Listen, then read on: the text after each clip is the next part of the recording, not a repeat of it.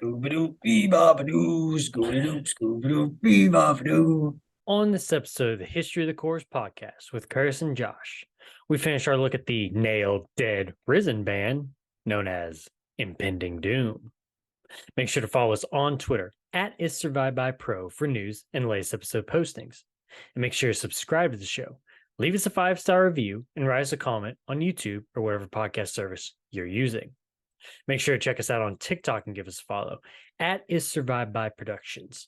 And if you'd like to see us do some live streams, leave us a comment or tweet us the keyword stream. Now, without further ado, let's start the show. The devil is in Atlanta. Army surrounded.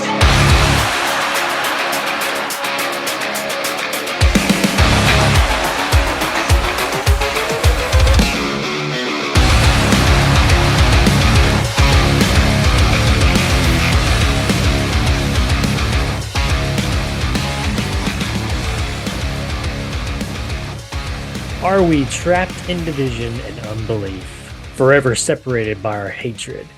Follow him to the kingdom of heaven, where pain and suffering cease to exist. Death, ascension, resurrection. Death, ascension, resurrection. Welcome back to the History of the Course podcast, sponsored by the Church of the Seven Track, where each and every episode we take a look at the history of a band from the core genre. I am Curtis. With me, as always, is the guy kicking back a nice cold one there. My co-host, Josh. What up, Josh? Part-time pit beast, part-time Waterloo drinker. I was about to say, who's your drink sponsor on this episode? We're going with another Waterloo, the Summerberry. Ooh, Summerberry. Taste the berries. Tastes vaguely like berries. Mostly just like drink water and think of berries. Yeah, there you go. Cool, man. Well, welcome back to another episode, Josh. Our 41st episode of this podcast. 41. Soon to be 42. Soon to be 43. Our podcast is middle-aged. So yeah, we're getting there. We're getting there. No kids yet, though. It's kind of disappointing for a 41-year-old. We do have a kid. This is the quote unquote pop podcast. That is funny. Yes. I didn't even think about that. And that's a great segue, Josh, into our first little topic here. We did have a brand new episode this past week drop on the History of the Course After Hours podcast. It was all about the band known as Alexis on Fire.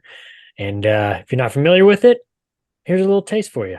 Just a little teaser for you. Here you go. This Crisis album artwork, Eric. 1977 Ontario Blizzard.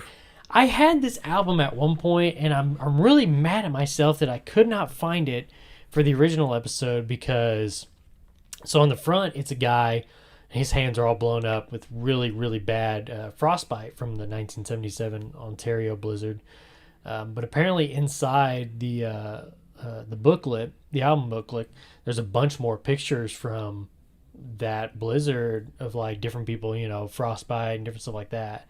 And so I was really intrigued to go look at that, and I cannot find it for the life of me, man. So I was people don't post pictures of booklets online. They don't, man. We need those. Because I was remembering, we talked about it a little bit before the Escape the Fate, their very first, was it Reverse This Curse, I believe, their first album, has the picture from like the nose down of that girl. Yeah. And I got to look, and I have the artwork for the back. I found that in my collection. Yeah. I don't have the booklet. So I know somewhere, and I think it's the back of the booklet. This lyric booklet that is. If you turn that over, it has like the top half her face. Oh, okay. So from like the rest of her nose and up, and it's like fold out? I don't remember if it was a fold out or. I like those too, where they were like fold outs and they'd make it a big make picture. Make the full picture. Yeah. Yeah, but it had more of a descriptive look to her. Like it almost looked like a dead person stuffed in a locker. Ooh. Like it turned real dark real fast. Okay. And I can't find that picture anywhere. Huh. And I don't know, that's maybe because I got an early copy of it or something. Beats me, I don't know. Man, for a while there, sometimes bands would, if you bought like an album off of like iTunes or whatever, you could get the electronic booklet with it, which would be the same thing. It's just, Right. electronic form. PDF document. I mean, yeah, and I was cool with that because I'd bought in several like that back in the day, and it was pretty cool looking at that stuff. I just feel like that lends a lot to the album. Sometimes you look, I mean, I always think of there's two that I always think of. One is Silverstein's Discovering the Waterfront. There's a bunch of artwork of that guy that's on the front cover in different situations and such like that. And it's almost like a story that is taking. Well, I was about to say, and they go with the lyrics. Yeah, the pictures do, and so that's pretty cool. The other one I always think of is Norma Jean's "Oh God, the Aftermath." It's a bunch of crazy pictures from Daniel Davison, but it's still pretty cool. But yeah, this one's pretty. It's pretty gnarly. I never really understood what the deal was until we did the original episode, and I looked it up, and I was like, "Oh shoot, that's what that is." I thought it was just like, kind of like an Elephant Man, type thing going on. Ah, yes, Josh, I would love to get your instant reaction to that clip right there. What I just heard? Yes. Well, because I know you just listened to it. What'd you think? How could I know? I know you're just supposed to make something up on the spot. Yeah, it's hilarious. That's the fun stuff. That's the fun of it. Yeah. Did you get a chance to listen to it this week? I did. Any thoughts? Comments, concerns, questions? Not a lot. I was gonna go back because you really bashed me with the pictures that were a part of the promo for the last album. I just always think it was hilarious that you're like, oh, so how do they do it with a real picture? I'm like, no, you idiot. Well, I wanted to see if it was possibly in the same episode that because there's been a couple episodes where we talked about the photos that Taylor Swift put in one of her albums. No, that was the Every Time I Died one, because remember we did the connection thing where like she's like sitting in front of a door and there's some like lyric from Every Time I Die song behind her or something. Yeah, it was written on the door. Yeah, that was a way early episode. Yeah, and I think that's just like immediately where my mind went, was like, oh, they put like photos, like they were somehow distributing photos. Oh, they went the Taylor Swift route. Yeah, but then when you said it, from your perspective, I was like, yeah, man, it looks pretty dumb. Oh man. No, the only thing that really jumped out that I was like, oh man, I wish you could have goaded Eric into okay, so he was talking about bands with, from what I gathered, vocals that he was not a fan of. Yeah, and what did he say? He didn't say, well, you were like, you want to give an example of one of those bands? And he was almost there, but then, the way he was just like, no. I really wanted to hear one of them. I'll have to poke and prod him a little more, see if he gives. See if he can give us some more information. Yeah. I won't be offended if I think it's somebody that's amazing. All opinions. Well, and I almost wondered maybe if he was going to say something like a band that you liked, but he didn't want to stir anything up. Maybe, I don't know. Where's the fun in that? It was Impending Doom. Yeah, I don't know. I don't know why you would hate his vocals, but no, I think that would, that would have been hilarious. Yeah, I don't know. I would love to know. Not a whole lot. I think you guys kind of had, you came to a similar conclusion. The early albums are the better ones, and the last couple are not great. Yeah, I haven't found anybody yet that likes Otherness. So, but yeah. Alrighty, cool. There'll be a brand new episode this next week. Where we talked about the band Comeback Kid too, so be on the lookout for that one. And we'll get Josh's thoughts on that episode next week if he has anything. So, alrighty, Josh, it's time to do our weekly. What did you listen to this week segment. I believe that I will start off instead of Okay. you this time. I don't know why. Just thought we'd change it up. Okay, so I got a couple bands for you. These are newer bands to me. Is it because I almost Um, always forget about you and try to move on to the to the band we're yes, talking about? because the people want to know what I want to listen to Okay, this week. fair, Now they don't fair. really Hey, care as much fair, about you. fair. No, first band actually was mentioned in this last week's episode of the History of Course After Hours podcast. So we got a new segment at the beginning. Well, we're trying it out. I don't think there's one on this next episode, but we tried it out on this previous episode where Eric brings in a band. I think we called it Eric's Spotlight or Eric's Band Spotlight or whatever. And he brings in a band that is kind of maybe either new, maybe small, local, whatever. And we just kind of talk about them a little bit and yeah, get the name out there. So this week he talked about a band called One Step Closer. And I believe he described them as melodic hardcore. And so he suggested I'm having resisting the me. urge. I'm resisting the urge right after you said that to say, to the edge, I'm about to break. Yeah, exactly. Yeah, we were talking about that too, about Linkin Park and everything. Um, yeah, is there anything that like comes to mind when you see this album artwork behind me? Um, okay, so I vaguely remember Eric saying that he thought made it and think of like a Dance Gavin Dance. That's what we were both saying.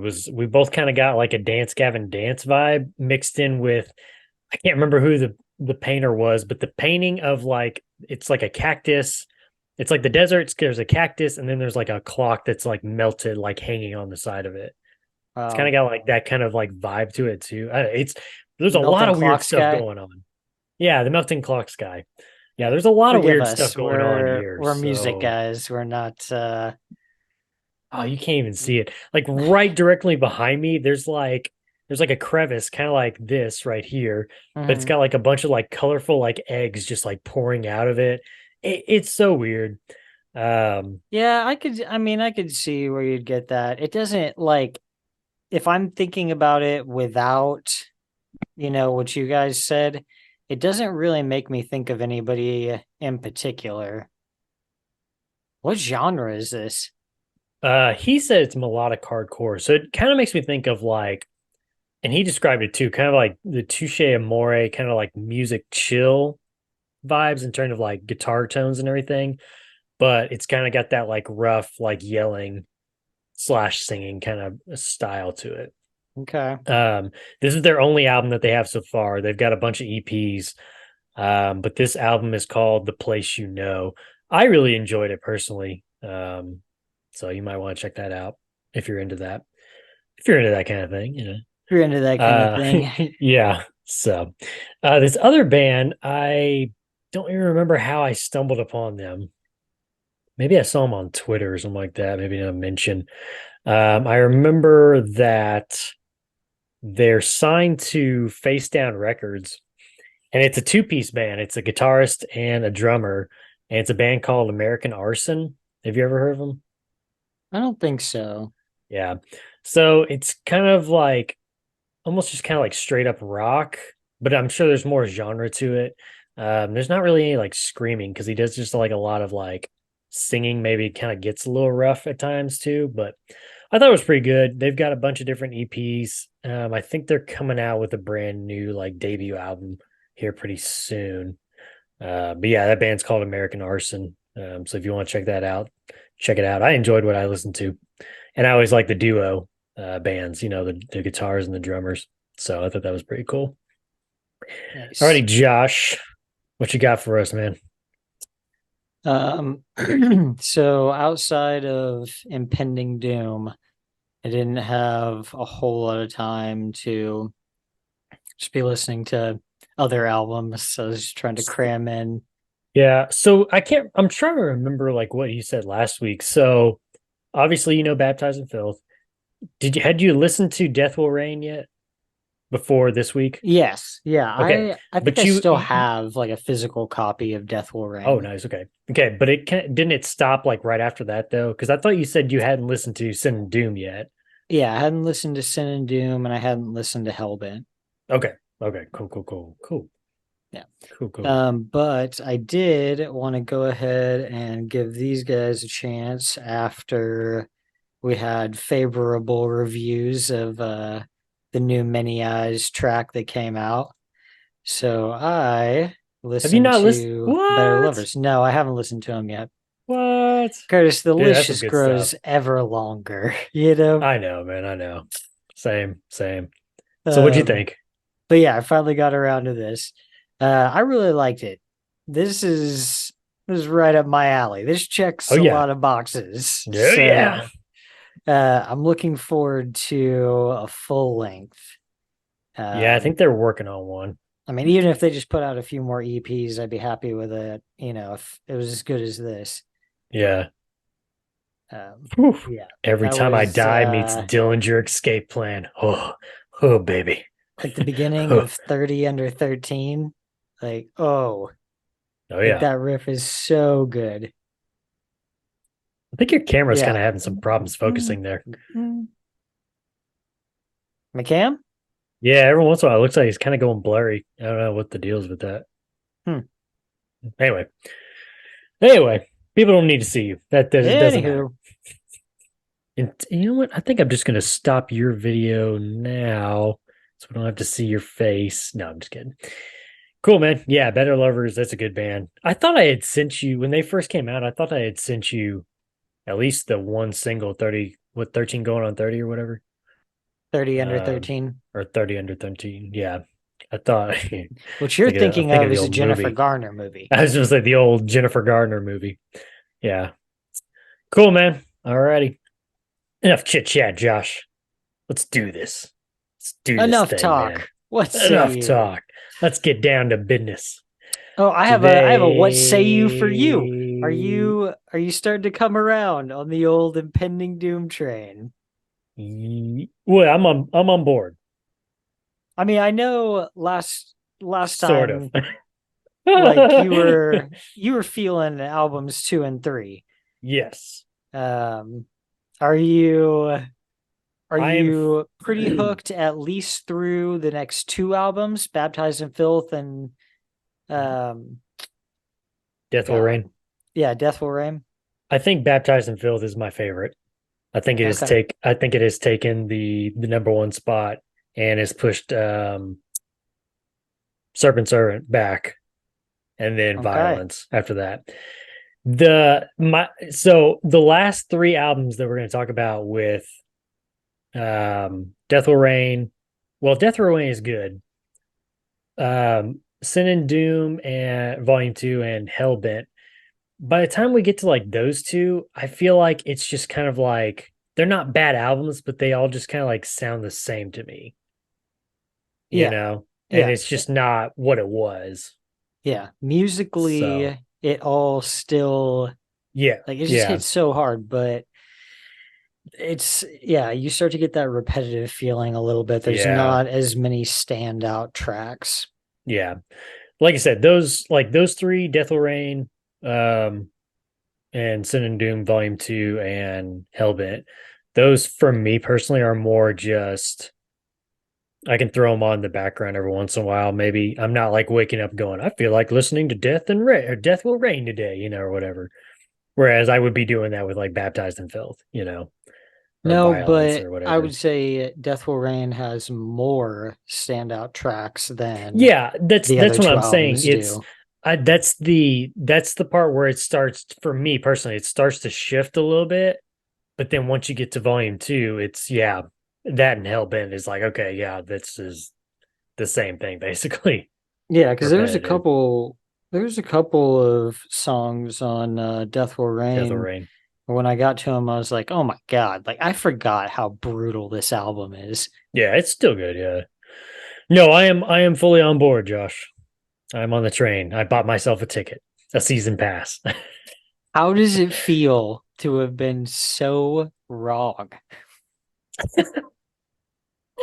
Well, I'll tell you, Josh, it's tough. I almost wrote you an apology letter. But then I decided, no, why would I waste my time? That would have Why would been I give him funny. the satisfaction? Dear Josh. Yeah. No, I mean, you've had that before though, haven't you? Yeah, and don't you? I mean, you probably just have that feeling mostly of like, oh man, like I've I've wasted time not knowing about this band. You have Yes, that feeling with a lot of bands. that is my life, Josh. That is my life. I don't know if you noticed, but I'm a late bloomer in the music scene. And I've missed out on so much. Yeah. Well, just some key points. Yeah. You missed Dillinger, you missed Big time. Converge, Big time. um, you missed Impending Yeah. Doom. I'm not going to put Impending Doom in the same category with Converge and Dillinger, but you did miss out on them. But I'm just saying, you missed out on them, bro. Yeah. Hey, All it's right. never too late. If it's That's true. if it's one thing that this is about, it's never too late. And that's why we're here to be your guide on your late bloomer journey. Anyway, okay, here we go. We're finishing our look.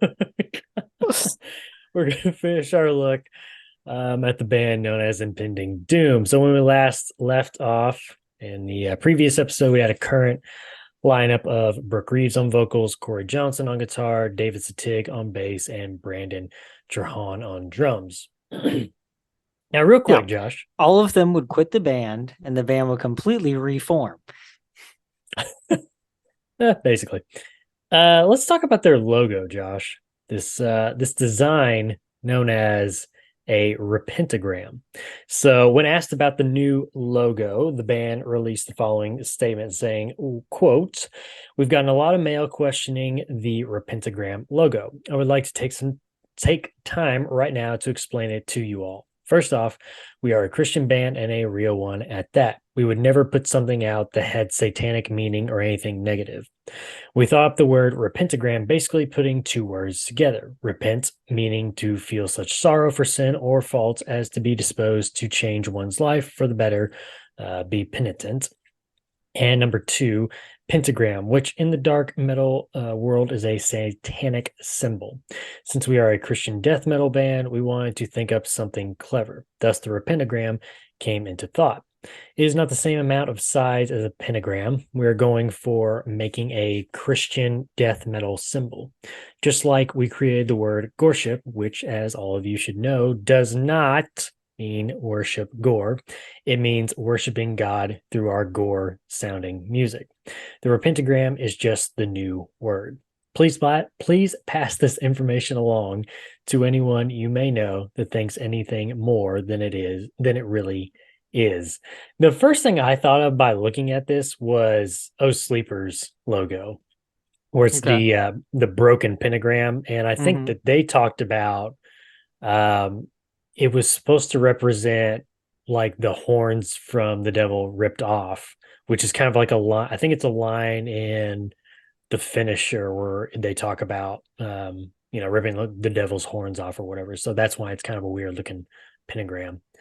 But yeah, this was kind of interesting to me. I was surprised though to like not find it on any of their album artwork except for Sin and Doom Volume 2.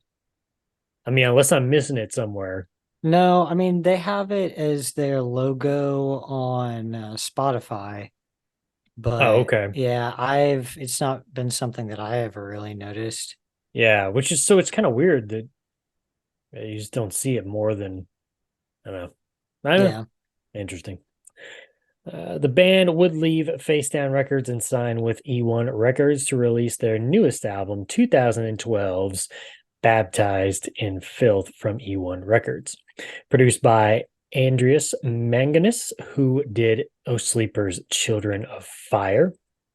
This is the last album for Corey Johnson on guitar, and the concept of the album was discussed by bassist David Satig, saying, quote, "Baptized in Filth represents the mindless indulgence and self-worship in the vile world we live in. This album is meant to scare the hell out of you. Yes, you. You know who you are." Sam Akinova, from JesusFreakHideout.com wrote in his review of the album, quote, Baptized in Filth kicks off with Murder, a heavy track that debuted as a single prior to the album release. It's followed by another heavy, fast-paced, blast beat-filled track, For the Wicked, which talks about mankind's love for sin and the end times. Deceiver is the second song to be made into a music video and offers the same level of intensity featured in the preceding tracks, while talking about a preacher that speaks false words to his congregation. The aggression of the song really projects the message. My Light Unseen can be said to be the most unique track on the album, as it features clean vocals delivered by Ryan Clark of Demon Hunter for the better part of its duration. It is also the lone ballad of the album and the first Impending Doom track to ever feature clean vocals. Death, Ascension, Resurrection, the final track in the album, brings Baptized in Filth to a breaking, speaker-bursting, ground-shaking end. He would finish his review by saying, quote, If you had a hunger for good deathcore Impending Dooms, Baptized in Filth is sure to satisfy that hunger. Snickers. I added that part. That's my quote.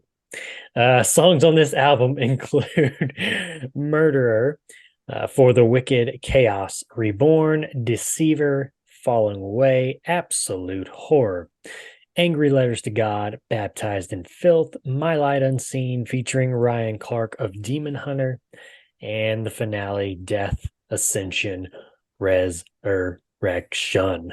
Josh, let's play a game. You want to? You want to play a game? You want to play a game? I already told you this is my favorite album by Impending Doom. Mm-hmm. Can you guess what my favorite song is on this album?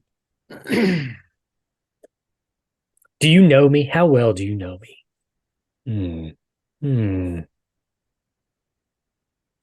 He's thinking. He's thinking. The gears are working. Boy, he's really deep in thought. Is it My Light Unseen? No, that is a good one. I was actually surprised that was a lot better than what I thought it was going to be. It is a good one, though. Of course, Ryan Clark is a good vocalist, too, but... my second guess is going to be Angry Letters to God. No. Okay. One more guess. Death, Ascension, Resurrection. Ooh, buddy, you hit the nail right on the head. I like a good song that finishes an album that just chef's kiss, man. Just brings it to a whole new level and makes you want more. Yeah, that's my favorite track on the album. But all in all, what can we say about this album, Josh, that just hasn't already been said? It's just a great album. That's great through the whole thing. Yeah, there's no low point. God, man, just the opener kills, the closer kills, and everything in between. The meat in between that sandwich is so succulent and delicious. Yeah, that was the last time I saw them, when they were touring this album. I saw them a million times, I feel like, while they were touring Nailed Dead Risen. Yeah. And probably at least once while they were doing Serpent Servant. But yeah, I remember this one. And yeah, they put on a good show. They're energetic. All hopped up on sugar. Yeah. So what do you think of My Light Unseen with the clean vocals? Does it fit? I think Did they make it work? Okay. That's what I felt like too. I don't know. It doesn't take me out of it. Okay. And yeah. I instantly, like, when I got back around to this track, because Baptized in Filth, I haven't listened to. This one and Death Will Reign, I haven't listened to in years. And when I got through up to My Light Unseen, my first thought was Oh Sleeper, but yeah, I was like, I bet this song gets a pass from you, because like Oh Sleeper would get a pass on a couple tracks like this, Would get a pass for me? Yeah. You mean like in a good way? Yeah. Oh, okay, yeah. Yeah. I mean, yeah. Wasn't like the greatest song, but Yeah. It doesn't completely take you out. And because that's the no. only one that they've ever done that for, like, Right. Yeah. yeah, So more for it them, it's just works. kind of like an experiment.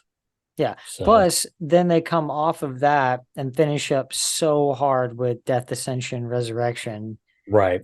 So It's like they go from baptized in filth, they kind of bring it down just a little bit. Let's turn the lights down a little bit, man. Let's get a little, let's get a little intimate with this thing. And then they flip the lights back on real quick, super bright, and they just like shake you and yeah. yeah. Now all of the music is amazing. I feel like they're kind of in the way of Oh Sleeper, like they're really underrated musically. There's just a lot going on there that you don't hear other places, Right. So yeah, I agree. That's one thing I can say all the way through to the end. Like the music is there, Consistent, yeah. Cool. Anything else, Josh, on Baptized in Filth? Not really. I think that's probably, that or There Will Be Violence is probably your entry point to this band, I think. Okay. Cool. After the release of their latest album, Corey Johnson on guitar would be fired from the band and replaced by former guitarist Manny Contreras. That's what I was gonna ask you. Do you know anything about that? No, I couldn't find anything, so I just yeah. Maybe he said one too many cuss words or something. I don't know. Who knows, man. Vocalist. Oh yeah, but I mean, who cares? We got Manny back now, right? So bring on more good riffs. Vocalist Brooke Reeves would take part in the tribute show on December 21st, 2012 to honor Suicide Silence's former vocalist Mitch Luker, who had passed away just a month prior. Now on that show, Reeves would perform the Suicide Silence song Ending in the Beginning from their debut EP in 2005. Have you heard that performance from him? I've seen the whole thing, so probably, but I only remember a few of them. Okay. I just remember you talking about it before. It was either on the last episode or the episode before we were talking about that and how you didn't like some of the performances or whatever. So yeah, I mean, it's worth a watch. Yeah. Alrighty. Still without a second guitarist, the band would turn to guitar tech Eric Correa. That's never a good sign. Oh boy. To fill the possession. You get over here. Soon after the band would enter the studio to record their next album, 2013's Death Will Reign from E1 Records, produced by is it Fit for an Autopsy? Will Putney? I believe Fit for so. an Autopsy, right? Yeah, okay. Yeah, Will Putney is the producer. We've talked about him doing some producing work before. I think he did. Was it Parts Unknown? It was either Parts Unknown or what's the one after from Parts Unknown? From Every Time I Die. Streets Paved in Gold. I almost said it, and then you said that. Sorry. Low Teens. He may have done Low Teens. I can't remember. Heck, he may have done Radical. No, I can't remember. But we've talked about him before. First album for Eric Correa on guitar. This album, Josh, reached number 6 on the Billboard's Top Christian Albums, number 9 on the Hard Rock Albums, and number 18 on the Independent Albums, and finally number 26 on the Top Rock Albums charts. Ooh, charting left and right. Charts everywhere. Charts for days.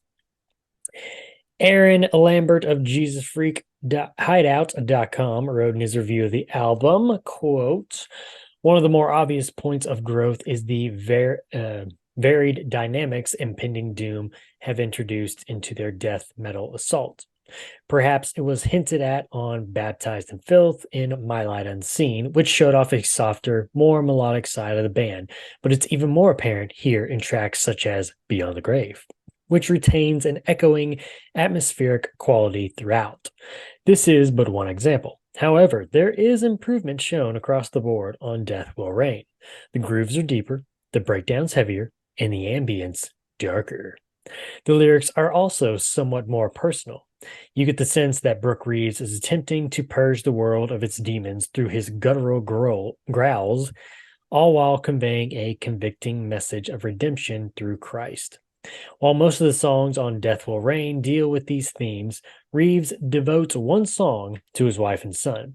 My Blood is perhaps the highlight of Death Will Reign and might even be the best deathcore jam of the year, if not the past few years.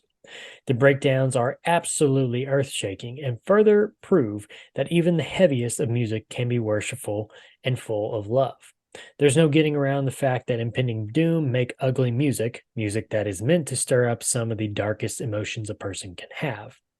However, the difference between what Impending Doom are doing when compared to other secular bands playing the same style of music is the underlying message of positivity and spirituality woven into their brutality.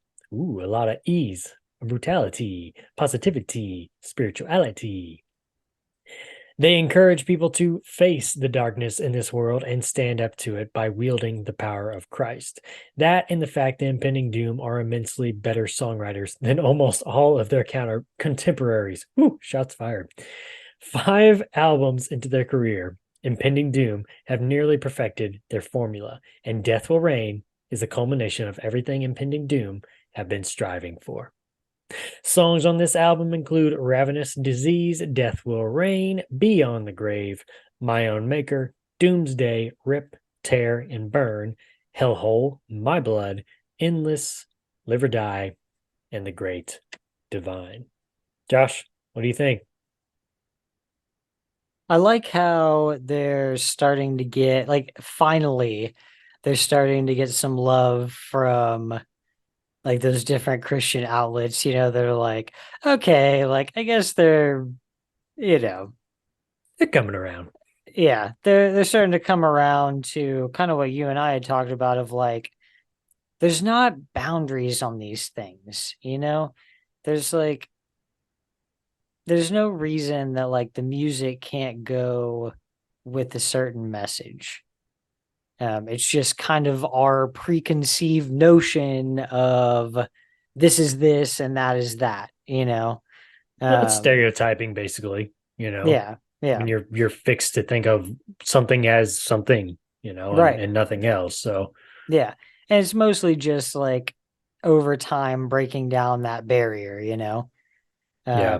I think you've kind of come around on it, Well, but again, it's the thing that I'm trying to convey to you is the fact of just what I said. It's like I'm stereotyping deathcore as this is what I know deathcore is, and it's just weird to sit there and think that this band is in deathcore and they're doing it the way that they want to. It's just weird because, again, what you associate everything with deathcore, not saying that everybody in deathcore is, satanic and all this stuff. That's not what I'm saying. But I mean, it's not what they're doing. They're the outlier in deathcore, right. And so it's just hard to wrap your brain around it on the surface. And I told you before, I said I'm all for it in terms of they're about it and they're doing it their way. They're doing it on their they're just doing it their way.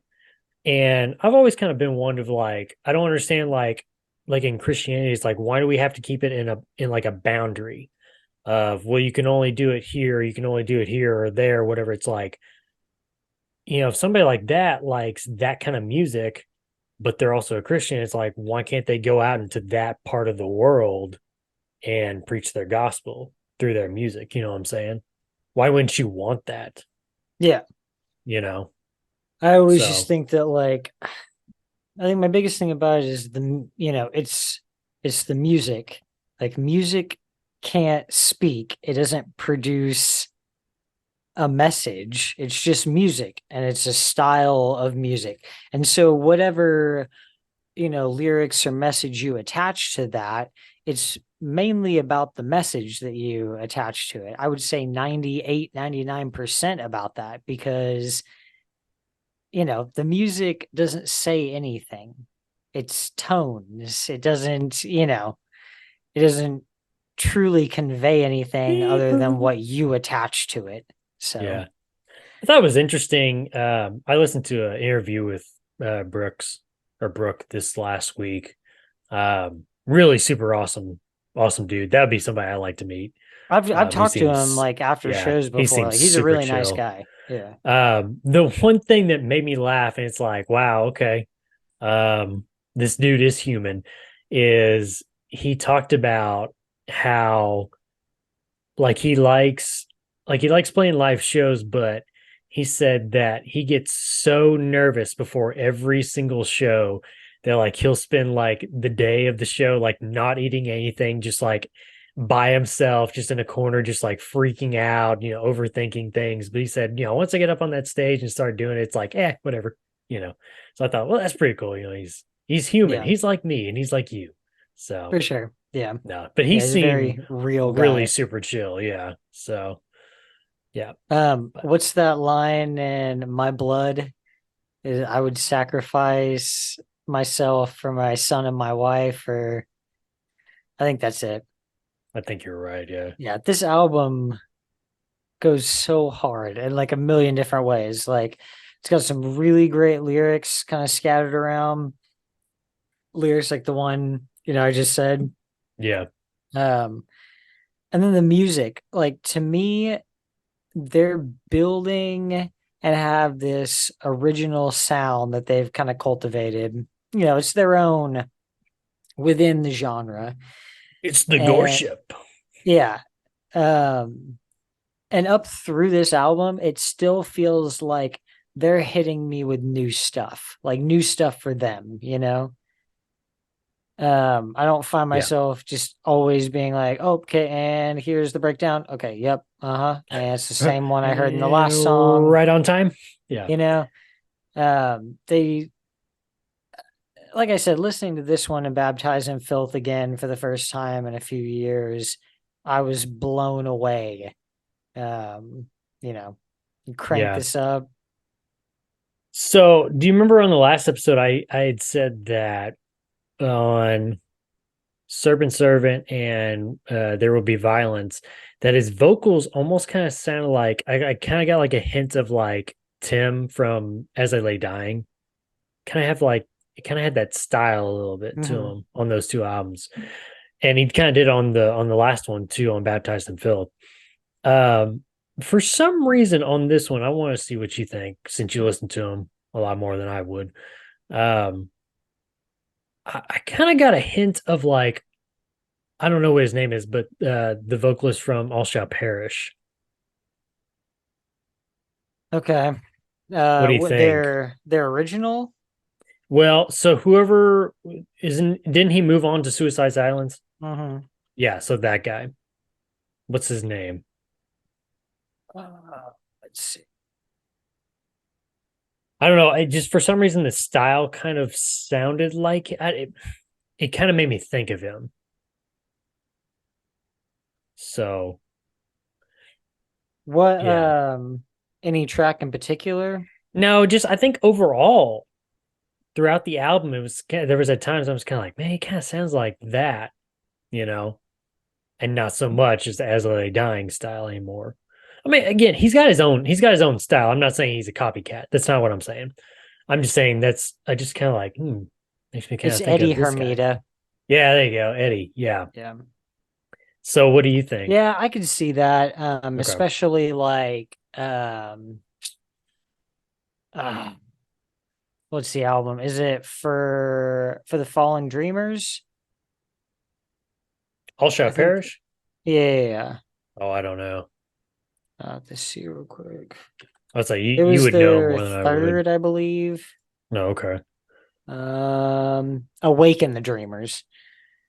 But yeah, especially on that one and This Is Where It Ends. That like I could see that for sure. Because some of the earlier stuff, yeah, maybe not so much, but Yeah, I just kind of want to throw that your way, see what you thought. yeah. But yeah, it's like I said, this is another banger. To me though, this is where like I don't have a lot of songs. It's a good one. It's a really good one, but I don't have those like two or three songs that like really pop off of this album for me. Still a Okay. great album, and it's still one that I want to listen to. But yeah, it's just yeah, not like the previous albums. Okay. But yeah, still a good album though. Still a good one, and it goes heavy, bro. Oh yeah. Oh, oh, ugh. It might be my favorite album artwork. I think so. I think I'm gonna go with this one maybe. Okay. So, I think Dave, Rip Tear and Burn has always been one of my favorites. yeah, My Blood. it's a good one. Yeah, Um, I mean, it goes pretty hard through the end of the album. Um, Great Divine. Yeah, like there's just so many riffs, dude, like scattered throughout these songs that like just sometimes it's just a tidbit. It'll just be one you hear doesn't like have a to be much. one-off, Yeah, you know? yeah, It's not even like a recurring riff, but yeah, they're just so good at I feel like really setting themselves apart within the genre. yeah, It's easy to get stagnant and repetitive, I feel like. Um, and yeah, like we said, in these next couple albums, it kind of feels like we're getting to that place. Like we've kind of started to run out of those hook riffs, and yeah, it kind of makes me think of like Whitechapel once you get to some of the later albums. That was the instant thought I had. I was like, ah man, I was like, this feels like when some of Whitechapel's later stuff where you're like, okay, well, the best stuff's behind them. yeah. Hmm. All right, well, that is 2013's Death Will Reign. After touring for their newest release, the band would take some time away from the group as a whole. It wasn't until 2016, Josh, that the band would play their first show together in 3 years at Face Down Fest. Fast forward 2 years later, 2018, we get the Sin and Doom Volume 2 from E1 Records. I think I was trying to combine Sin and Doom. The Soon Volume 2. Yeah, Sin and Doom Volume 2, Where's produced. Volume 1? I will tell you that. It's produced by Christopher Eck, who, if you remember on the first episode, he did their debut album, Nailed Dead Risen. It's the last album for Brandon Trahan on drums. And Josh, here you go. The album title is a reference to their very first EP, the EP that came out right before Nailed Dead Risen, the Sin and Okay. Doom of Godless Men. So that's where you get Sin and Doom Volume 2. Connor Welsh of NewTranscendence.com wrote in his review of the album, quote, every year, one or two bands from years past make a triumphant resurgence into the forefront of heavy music scene. Most of the time, it's to an overwhelmingly good reception, at the very least out of nostalgia, if not by merit. Sometimes it is to a, well, not great reception. But the point remains the same. Fans of extreme music can bet the farm on the principle that at least once per year, an old favorite will become new again. In 2018, there have been a couple strong examples of this, but I'd argue none stronger than the return of Christian deathcore juggernauts, Impending Doom. Since their groundbreaking and, to many, genre-defying debut record, Impending Doom have garnered a rabid following among the faithful and faithless alike within the deathcore underground. And after a long silence, the band have returned to the spotlight. However, the question remains, will the Sin and Doom Volume 2 be a triumphant reclamation of their throne? Or will it falter like the efforts of some of their peers? If you were really asking that, then you'll be relieved to know that yes, Impending Doom are back with a ferocious, bloodthirsty vengeance. Fair enough, the bands are a very different entity than they were on Nailed, Dead, Risen. They remain just as pissed and powerful as ever, delivering salvo after salvo of deathcore blended excellence between traditional and new, creating a relentless, ruthless experience of a record. The Sin and Doom Volume 2 sees Impending Doom let loose for well over half an hour without really ever letting up. This is as true of percussionist Brandon Trahan as it is bassist David Satig and guitarist Manny Contreras and Eric Correa. Trahan is as immense and unrelenting on the introductory number as he is on Run for Your Life, She Calls, both of which seeing his technical side elegantly balanced with bouncy patterns and scalding sequences of speed and fury. Where Trahan is capable of fast, slow, and entire gamut joining the two, Satig follows him like a high noon shadow, especially on Run for Your Life, which sees the duo bouncing back and forth between a skin-melting breakdown and an eerie, low-end, heavy groove. Meanwhile, paved with Bones and War Music are more metallic, straightforward numbers where the duo work as a foundation for Contreras and Correa absolutely crushing the listener beneath sharp leads and blunt force, brutalizing breakdowns both. While the heavily slammed influenced fretwork of their early works is largely left behind, there are still overt death metal and dark tones to balance out the more traditional deathcore atmosphere the duo create. The result is one that appeals to fans of 08 deathcore just as it does to fans of 18 deathcore. And it does so tastefully, something that, even in spite of the recent deathcore revival, is still a rarity. And the author would finish by declaring, quote, "The Sin and Doom is Impending Doom, not simply back, but back on top." Songs on this album include The Wretched and Godless, Burn, War Music, Evil, Paved with Bones, The Serpent's Tongue, Unbroken, Devil's Den, Everything's Fake, and the finale, Run for Your Life, She Calls.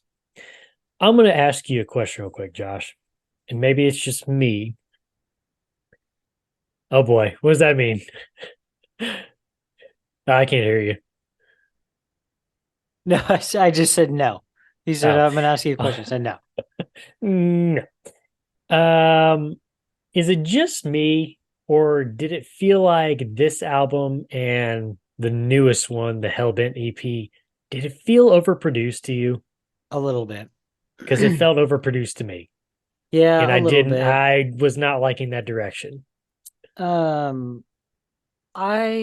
is definitely the sound of the time because right. I thought in the last album and listening to this one, I was like, man, this feels like it kind of reminds me of new Chelsea Grin. I don't know if you've listened to them since Tom Barber is their vocalist now. Do you know Tom Barber? No, why does that name sound familiar? Where'd he come from? He was the founding vocalist for Lorna Shore. Oh yeah. Okay. Yeah. We've talked about that before. He's stupid That's good. Right. Like we've he's talked about that. crazy good. But yeah, Eternal Nightmare, which was his debut album with them, came out the same year. They had they're in good company here, and I feel like they hold up with some of these other bands that also some other deathcore bands that put out albums 2018. But also you've got some stiff competition because Eternal Nightmare was a huge album. Like that was what brought Chelsea Grin back from like kind of being a joke. The Dead. Yeah.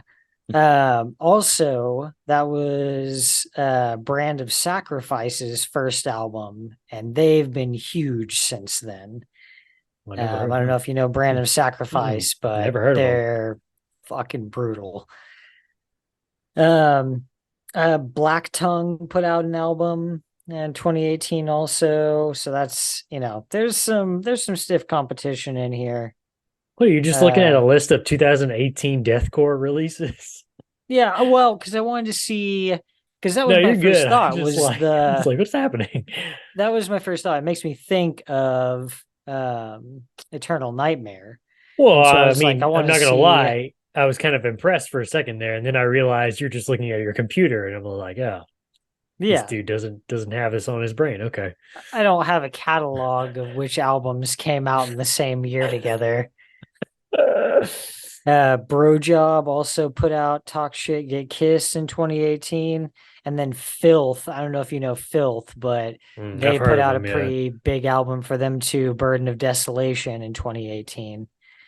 The only other one that I saw that I felt like was pretty noteworthy, Within the Ruins, put out Trilogy, but again, they're kind of cashed by this point. Yeah. I said they've been around for a long time, haven't they? Within the Ruins, yeah. Yeah, that's what I was thinking because I remember that name back when I was younger. But yeah, I mean, you know me. I like my I don't want it to be like demo raw, but you know me, I like my kind of lightly polished, not overproduced albums.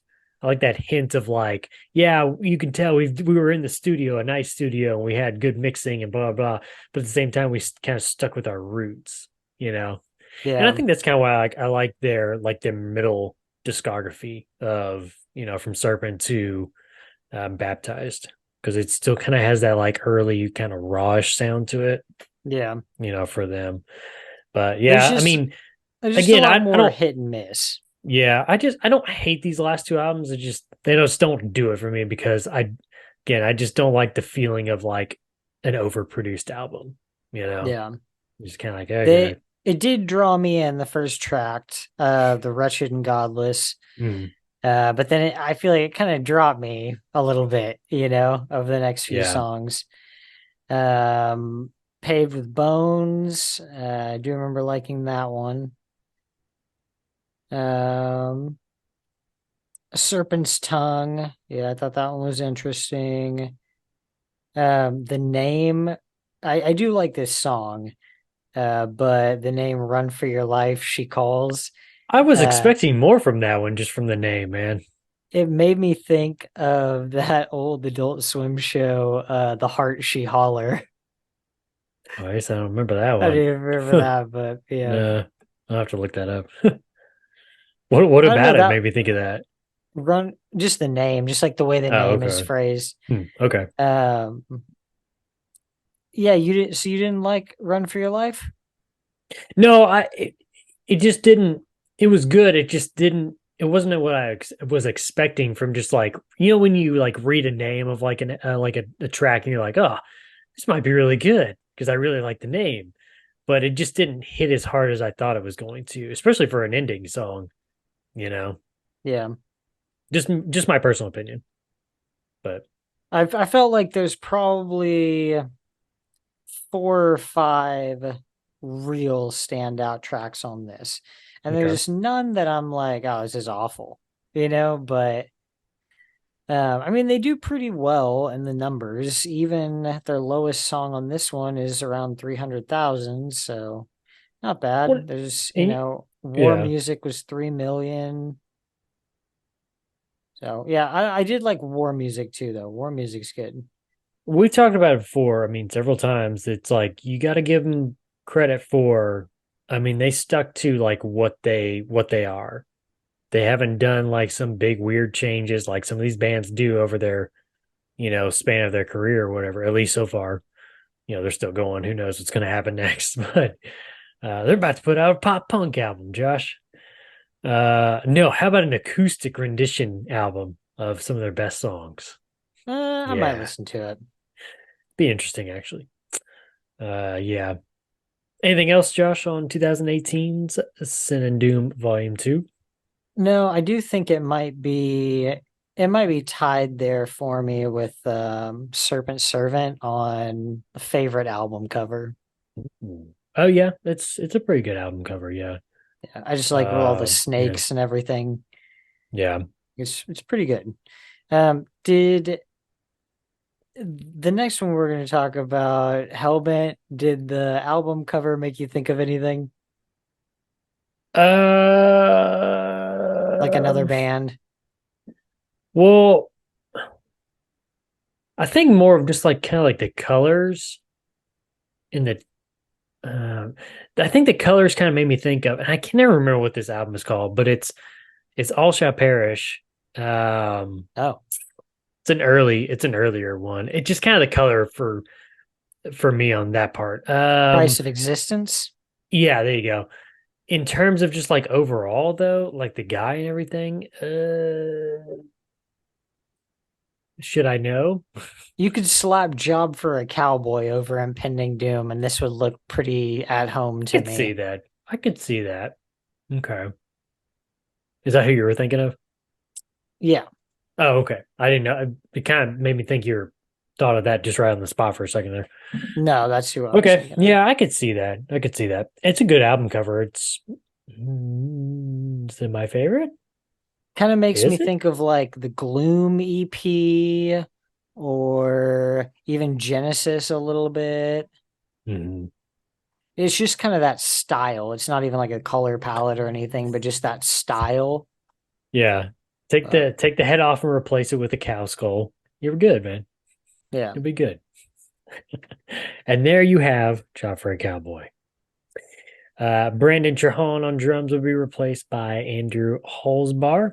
And in preparation for a new full length album, Josh, the band would follow up their previous release with a new EP, 2021's Hellbent EP from E1 Records. Once again, produced by Will Putney. This is the first album for Andrew Holzbar. And actually, it's going to be his last one. It's first and last, like the band from first to last. This is also the last album for guitarist Eric Correa. Originally set for a January 2022 release, the record label decided to release it a few months early in October 2021 due to a mailing mishap with pre orders. So, yeah, nice little surprise there for a few months early if you're a fan of Impending Doom. Tyler White of SputnikMusic.com wrote a summary of the album in his review stating, quote, while Impending Doom's newest effort isn't anything particularly genre defining, it is the band doing what they do best. Although Hellbent lacks super memorable iconic tracks like Murderer, it makes up for it by providing a fun and groovy experience each playthrough. Crafty bouncing riffs and aggressive breakdowns. While this won't be a top EP of the year, it is a deathcore effort worth returning to for a fun, mindless jam when feeling in that heavy kind of mood. Songs on this EP include Satanic Panic, New World Horror, Culture of Death, Hellbent, and I Must End. Again, kind of like what I said on the previous release, it just kind of feels like it's overproduced to me, you know. yeah. So I don't know. What'd you think, Josh? I mean, kind of the same thing that I felt with the last one. Like, there's some good riffs in there, but you know, we're getting into feeling like kind of repetitive. You know, Yeah, to me, there's not between these five. There's not really a standout to me. I hear you. It's all it's all still good. We're keeping the standard there, but there's not really anything new here to Right. hook me. Nothing to. Yep. I agree. I agree, Josh. Eric Correa on guitar would depart from the group, leaving the band with only founding member Manny Contreras on guitar, and Andrew Holzbar would leave the band without a replacement. So currently, the band is working on a brand new album that they hope will be released soon. There's only three guys in the band, Josh. Brooke Reeves on I don't like vocals, that. I Manny, don't like that. Manny Contreras on guitar, and David Satig on bass. Yeah, that's yeah. If you're gonna record an album, though, Manny, record two guitar parts. Don't be like one of those guys that records just one guitar on a metal album. Come on now. Don't be that guy. We're doing too much for just 3 guys. Yeah. Well, I don't know. I don't know if any of them can play drums. Surely one of them can play drums, right? Maybe they'll just get a studio guy. Just get a studio guy in. Get somebody to Look fill at in. Lars Ulrich. Yeah. Cool. Well, Josh, we've hit the end of the road, buddy. Here's my apology letter. Dear Josh, I'm sorry. That's it. You were so right. I was so wrong. Yeah, I'm not gonna say that. No, it's overall, like I said, it was oh god. No, yeah, okay, so overall, so going into Impending Doom, I didn't really know any of the albums except for Nail Dead Risen. And I told you before that, I like all the deathcore stuff, like, as All Shall Perish, Whitechapel, stuff like that, Impending Doom, that's stuff that Joffrey Cowboy, I used to listen to that, back in high school. And I just kind of got away from that where like I just like my taste changed, I just wasn't really into that. I don't hate it. I'm just not into that, anymore. And I think for like in terms of like Impending Doom, it's like listening to that after getting away from that stuff on Nail Dead Risen, there's a lot of like pig squeals and such, and that's just like very straight like deathcore album.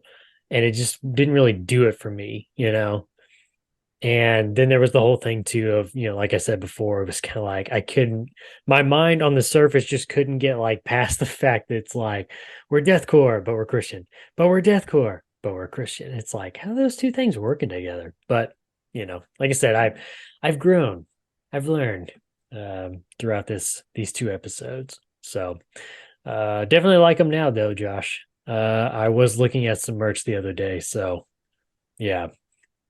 Who knows what will happen? Give me money to buy merch. So yeah. Anything else, Josh? That you got to say about is your favorite band? No. Maybe ask you this. Top 5? Top 10, probably. Ooh, top 10. Okay. Yeah. Oof. Tough crowd. You gotta, there's some real gems at the top, and it takes a lot to unseat somebody like Every Time I Die. Is that number 1?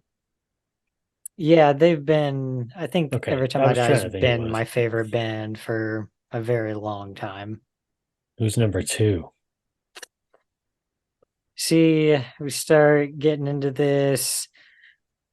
Yeah. I got to start making hard choices. I got to commit to things on the air. You got to cut people, it's not good. They got families. It's tough. Yeah. All right, we'll just leave it at that for people to speculate. We'll have to break out like a top 10 list in some episode, but that's not a spur of the moment. A very tentative top 10 list. Yeah. I can tell you confidently that my favorite band is and has been for a very long time, Every Time I Die. After that, it's going to start getting messy. It's an open competition. Yeah, we're going to have bands duking it out for those top spots. Let's say it's just a slaughter after that. Yeah. Yeah. Cool, man. Alrighty. Let's roll on out of here, Josh. Make sure to follow us on Twitter at IsSurvivedByPro for news and the latest episode postings, not just on this show, but our other shows as well. There's more? There's more. So much more, Josh. We just had a brand new episode of the History of the Chorus After Hours podcast. And there's going to be a brand new episode this week, too. Back-to-back episodes. Woo! You're spoiling them.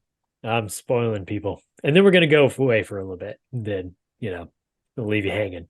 We're going to go away for a while. Then we're going to go to the store. We're going to pick up some milk, but we're not going to return ever. And you're just going to have to grow up on your own. Then you have the Right podcast. That went dark. The Red Right Hand podcast, which has covered all 6 seasons and a few episodes in between of the Peaky Blinders. And you also have the Throne of the Dragon podcast, which so far has covered season 1, soon to be season 2, very soon, of the House of the Dragon. Also, while you're on Twitter, make sure to follow my co-host at Josh Whittling Gary. Look, he's yawning. It's right below him. No, trying not to. Make sure to leave us a 5-star review and write us a comment on YouTube or whatever podcast service you're using. If you want to listen to us and see our smiling faces, head on over to our YouTube page. Just search Is Survived by Productions, and that'll have every episode from all of our shows. Subscribe to the channel.